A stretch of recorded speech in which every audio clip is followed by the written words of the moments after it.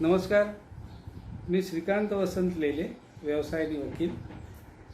अण्णाभाऊच्या या कट्ट्यावर आपले स्वागत आहे. लोकांशी बोलण्याची आवड, त्यांना जाणून घ्यायची आवड, ह्याच्यामधून ह्या कट्ट्याचा जन्म झाला. आज मुलाखतीकरता आपल्याकडे संजय संतोष आदक हे आलेले आहेत. आदकजी हे कल्याण जिल्हा भाजपचे उपाध्यक्ष आहेत. सोबत ते बँकेमध्ये सुद्धा नोकरी करतात. त्यांच्या सौभाग्यवती या सुद्धा नगरसेविका आहेत आणि संजयजी यांना सुद्धा समाजकार्याची भरपूर आवड आहे. तर चला आपल्या मुलाखतीला सुरुवात करूया.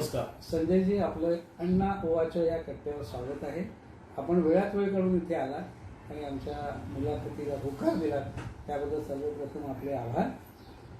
संजयजी, आपण अंबरनाथमध्ये कधीपासून आहात? मी अंबरनाथला वय वर्ष माझं साधारणतः 10 ते 11. याच्या आधी आम्ही शाड जे बिर्ला मंदिर आहे तिथे वास्तव्य होतं. 1980 साली आम्ही इथे अंबरनाथला आलो आणि इथं आल्यानंतर मला सांगायला अभिमान वाटतो की दुसऱ्याच दिवशी गुरुपौर्णिमा होती आणि गुरुपौर्णिमेच्या दिवशी मी संघात प्रवेश केला. रामभाऊ मालकींबरोबर बाबा काम करत होते, त्यामुळे ते संघ स्वयंसेवक. आणि मला इथं आल्यानंतर अंबरनाथमध्ये पहिलं माझं म्हणजे प्रवेश समाजाचा किंवा समाजकारणाचा जो प्रवेश झाला हा संघाच्या माध्यमातून. म्हणजे गुरुपौर्णिमेचा दिवस माझा पहिला. तिथून माझं शिक्षण इथेच भाऊसाहेब परांजपे इथे झालं. कॉलेज कुठे झालं आपलं? कॉलेज भाऊसाहेब परांजपे म्हणजे कांसे कॉलेज. मी आत्ता ते भाऊसाहेब परांजपे कारखानीज कॉलेज असं नाव आहे. कांसे कॉलेजमध्ये, कांसे शाळेमध्ये माझं सगळं शिक्षण, माध्यमिक आणि कॉलेजचं शिक्षण झालं. आपला विवाह आपल्या सौंचं नाव? आमच्या सौ अनिता संजय आदक. मी इथं आल्यानंतर मूळच्या त्या ठाण्याच्या, पण त्यांचं नेटिव्ह प्लेस भीमा कोरेगाव, तिथे डोंगरगाव म्हणून गाव आहे. त्यांचे वडील रेस्टिंगमध्ये ऑफिसर होते, वास्तव्यात ते ठाण्याला होते. सध्या काय करतात? सध्या इथे 5 वर्षापूर्वी त्या एका शाळेमध्ये, आपलं भाऊसाहेब परांजपे शाळा आहे, तिथे गुरुकुल शाळा आहे, म्हणजे 12 तासांची शाळा. त्या शाळेमध्ये त्या शिक्षिका होत्या आणि इथे 25 वर्षानंतर इथे जी संधी मिळाली, पण ती संधी ओपन लेडीज होती. आणि ओपन लेडीज असल्यामुळे मग काय करायचं, तर त्यांना म्हटलं तुम्ही राहा होय, मी तुम्हाला सगळं सहकार्य करेल. त्यामुळे त्या नोकरी सोडली आणि राजकारणात पडल्या. पण आता त्या स्वयंपूर्ण म्हणजे स्वतः सगळे निर्णय घेतात, स्वतः सगळी विकासाची कामं बघतात. माझा पाठिंबा नक्कीच आहे. म्हणजे त्यांनाही समाजकार्याची आवड आहे तुमच्याप्रमाणेच आणि तुमची जोडी अगदी अनुरूप आहे असं म्हणायला हरकत नाही. तुम्ही समाजकारणामध्ये आल्यानंतर तुम्ही सुरुवातीपासून संघाचं काम केलेलं आहे किंवा संघाचे तुम्ही एक पाईक आहात, एक स्वयंसेवक आहात, म्हणजे तुम्ही निश्चितच भाजपचे आहात. त्यात काही म्हणजे विचारण्यासारखंही काही नाही. तर आपण भारतीय जनता पार्टीमध्ये सक्रिय कधीपासून झाला? थोडंसं मी विस्तृत सांगतो हा प्रवास माझा. म्हणजे आपण 1980 साली आलो, गुरुपौर्णिमेचा उत्सव होता. बाबा म्हणाले तू जा कार्यक्रमाला. तेव्हापासून संघ मला समजला. त्यानंतर 5वी, 6वी, 7वी, 8वी इथे शिक्षण झालं आणि हे करत असताना संघाच्या शाखेत जाणं हे सुरू झालं. नंतर माझ्याकडे संघाची जबाबदारी आहे. मी एका शाखेचा मुख्य शिक्षक, म्हणजे कांसे कॉलेज जे आहे तिथे शाखा लागायची, ते मुख्य शिक्षक. त्यानंतर 10वी नंतर मी साधारणतः 12वीला असताना 1990 साली कार सेवा झाली. राम जन्मभूमीचं जे आंदोलन होतं त्याच्या आधी माझ्याकडे विश्व हिंदू परिषदेची जबाबदारी होती. त्या जबाबदारीतनं मी कार सेवक म्हणून 90 साली गेलो. तिथे उन्नाव जेल हत्याकांड, त्याच्यामध्ये मला बरेच इथे डोक्याला गोळी लागली. माझा हा पुनर्जन्म आहे दुसरा. थोडक्यात त्याबद्दल सांगाल का? आम्ही इथं अंबरनाथमध्ये 50-60 जण कारसेवक गेलो. गेल्यानंतर आम्हाला अटक झाली लखनौला. आम्ही अटक करून घेतली, कारण की तिथे मुलायम सिंगचं राज्य होतं आणि या राज्यात काही होऊ शकतं, कोणालाही मारू शकतात. शेवटी आम्ही अटक करून घेतली. आम्हाला उन्नाव जेलमध्ये ठेवलं. त्या कबरे मॅडम पण होत्या, पौर्णिमाताई कबरे, ह्या पण आमच्यावर होत्या. तिथे उन्नाव जेलमध्ये 100 म्हणजे बॅरक, जेलमध्ये डिस्ट्रिक्ट जेल होतं. तिथे मध्ये एक साधारणतः 500 ते 600 कारसेवक म्हणजे कैदी राहतील एवढी व्यवस्था होती. तिथे 5000 कारसेवक होते.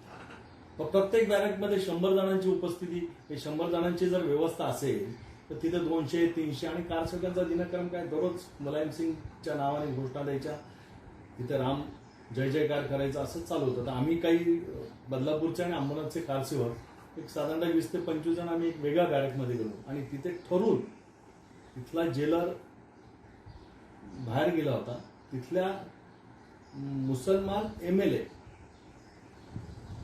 तिथल्या आमदाराने एका प्लॅनिंग करून तो हल्ला घडून आणला. त्याच्यात मला म्हणजे माझ्या किडनीच्या इथे लागलं आणि डोक्याला मार लागला. मी तिथे होतो काही दिवस.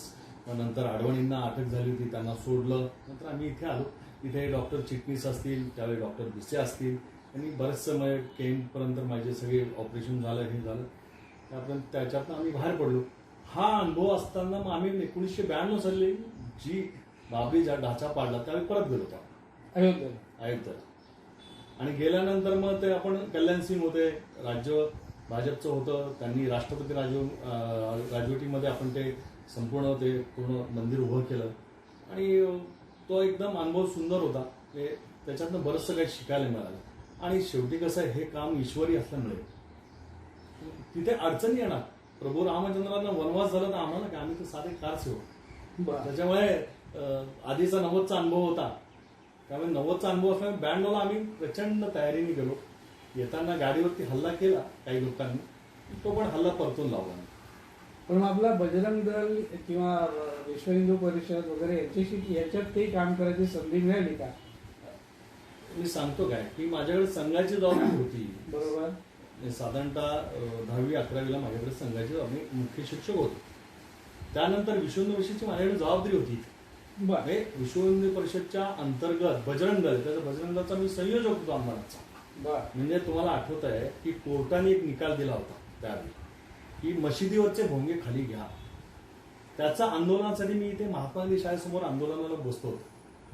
आणि बजरंग दलची जबाबदारी असल्यामुळे मी कारसेवेला लोकांना नेणं, लोकांना त्यासाठी सांगणं, त्यामुळे मी कारसेवेला गेलो. त्याच्यामुळे पण मग ह्या सगळ्या प्रकारामुळे तुमच्या ह्या प्रभागामध्ये वगैरे सगळ्या लोकांची ओळख पाळख वगैरे अशी झाली का? त्याच्याकरता तुम्ही काही वेगळे कष्ट घेतले? नाही. काय माझं, मी आलो 80ला तर आमचं वास्तव्य कांसे गावात होतं.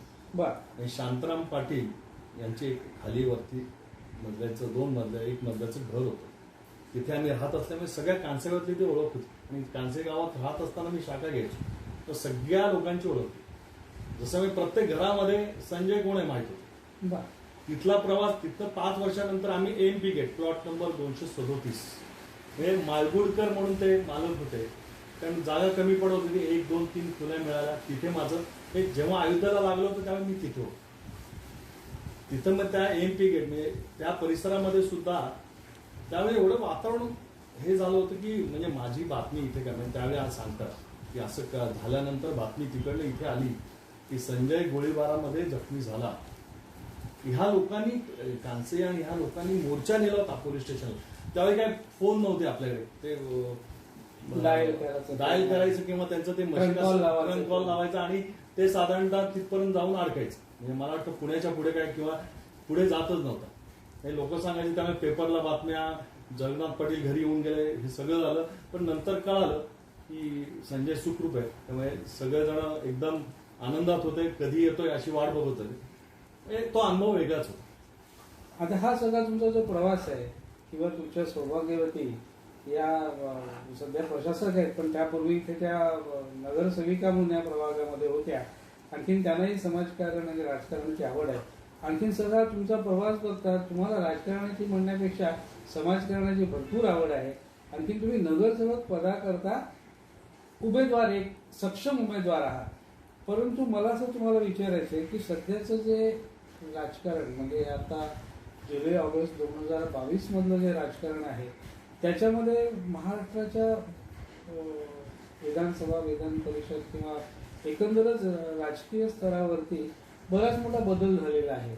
आणखीन तो बदल म्हणजे शिवसेना दुभंगून त्याचे 2 भाग होणं, त्याच्यानंतर पुन्हा भारतीय जनता पार्टीची, भारतीय जनता पक्षाची संगनमताने ते सरकार स्थापन होणं आता आज त्यांचं मंत्रिमंडळ विस्तारही आहे, त्याचं हळूहळू हळूहळू रिफ्लेक्शन आपल्या नगर परिषदेपर्यंत येऊन पोचलेलं आहे. आणखीन त्यामुळे नगर परिषदेमध्ये तिकीट वाटप होताना किंवा नगर परिषदेमध्ये नगरसेवक होताना बरीच उलथापालथ होणार आहे. तर ह्याच्याकरता आपली तयारी कशी आहे?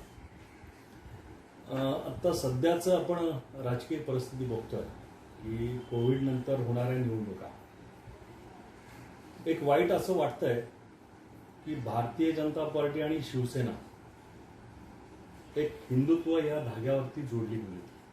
म्हणजे बाळासाहेब, पूजनीय बाळासाहेब असताना गोपीनाथ मुंडे असतील, प्रमोदजी असतील, यांनी तो धागा जोडला आणि हा धागा घेऊन आमचा सामान्य कार्यकर्ता हा रस्त्यावर उतरून त्यांनी प्रचार केला महायुतीचा. आणि निवडून आल्यानंतर स्वतःच्या स्वार्थासाठी महाआघाडीवर गेले आणि त्यांनी स्वतःचा विकास केला. पण हे करत असताना त्यांनी जनतेचा बिलकुल विचार केला नाही.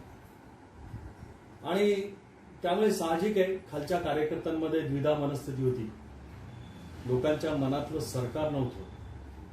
आणि त्या काळामध्ये कोविड होतं. कोविडमध्ये आपण बघितलं असेल केंद्र सरकारच्या माध्यमातून, माननीय मोदीजींच्या माध्यमातून विविध विकास कामं, विविध योजना राबवल्या गेल्या. पण ह्या महाआघाडीच्या तिन्ही पक्षाच्या माध्यमातून विकास नको होता. त्याचा प्रचंड आम्हाला इथे त्रास झाला काम करताना. आणि अंबरनाथचं आपण राजकीय बघतो तर ठीक आहे, 25 वर्ष सत्ता होती, विकास झाला किंवा नाही झाला हे अंबरनाथकरांनी बघावं. 25 वर्ष शिवसेनेची सत्ता होती. पण हे करत असताना माझा एक फोकस ठरलेला आहे. मी काय म्हणतात की म्हणजे आता प्रभागामध्ये म्हणजे आमच्या मिसेस या साई सेक्शनच्या नगरसेविका होत्या. प्रशासक 2 वर्ष आहे. पण आम्ही कधी कोणाला सांगितलं नाही की आमचा कालावधी संपला, आम्ही तुमचं काम करणार नाही. दुसरं असं की आमच्या विकास कामाला सीमारेषा नाही आहे. म्हणजे आपण ह्या वरचा भाग बघितला तर वरचा भाग दुसऱ्या नगरसेवकांचा आहे. ते आल्यानंतर आम्ही असं सांगितलं की तुमचं काम आम्ही नक्की करू, प्रयत्न करू.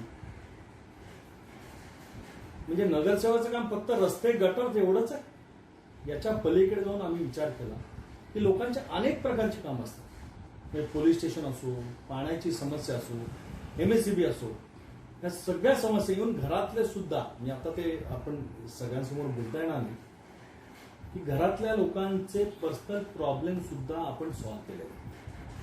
आणि माझा एक स्वभाव आहे, म्हणजे तो वारसा आमच्या बाबांकडून मिळाला आहे की आपण समाजासाठी, म्हणजे परमेश्वराने एवढं चांगलं आयुष्य सुंदर दिलेलं आहे. 70 वर्षानंतर देशाचं नेतृत्व माननीय पंतप्रधान नरेंद्रजी करतायत आणि ते आज विश्वगुरू होणार आहेत. आम्हाला आनंद आहे. ते पण संघाच्या संस्कारामधनं आल्यामुळे हे करू शकलो. आज जे आम्ही कामं करतो हे काम करताना आमचं एवढंच आहे की समोरच्याच्या डोळ्यामधले अश्रू पुसल्यानंतर त्याला जो आनंद होतो तो आमचा आनंद आहे. त्यामुळे आम्ही ह्या राजकीयाच्या जास्त शिरत नाही. कोणी काय केलं, कोणी काय, मी माझं काम करत राहणार. आणि समाजाला आम्ही ठरवलं की आम्ही काम, तुम्ही आम्हाला निवडून द्या अगर देऊ नका, पण आम्ही विकासाचं आणि समाजाच्या सगळ्या स्तरातील लोकांचं काम करायचं. आणि त्यासाठी जे जे करायला लागेल, विधायक काम जे जे करायला लागेल ते केलेलं आहे. आणि त्याचे अनेक उदाहरणं सगळ्या साई सेक्शन आणि अंबरनाथकरांना माहीत आहे. 2-3 मुद्दे दिसतात. 2-3 मुद्दे असे की पहिल्यांदा तुम्ही संघाचं काम करताय, तुम्ही भारतीय जनता पार्टीचे पाईक आहात. त्याच्यामुळे तिकिटाकरता, कुठेही जाण्याकरता, कुठेही वळण्याकरता, कुठल्याही प्रलोभनाला बळी पडण्याचा तुमच्याकडे कुठल्याही प्रकारचा प्रश्न येत नाही किंवा तुम्ही तसं करणार नाही. दुसरी गोष्ट अशी की निवडून यावं किंवा न यावं, तुमचे प्रयत्न आणि तुमची एकंदर काम करण्याची ती पद्धत ही अशीच राहणार आहे.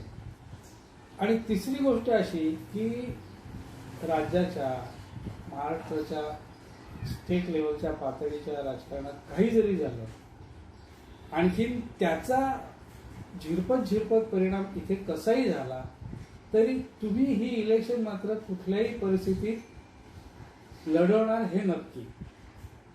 धन्यवाद. तुम्हाला आमच्याकडून येणाऱ्या निवडणुकीकरता हार्दिक शुभेच्छा. आणि आपण आपला अमूल्य वेळ इकडे दिलात त्याबद्दल आपले पुन्हा एकदा आभार. आपले पण आभार. आम्हाला तुम्ही ह्या कट्ट्यावरती बोलवलं आणि लोकांपर्यंत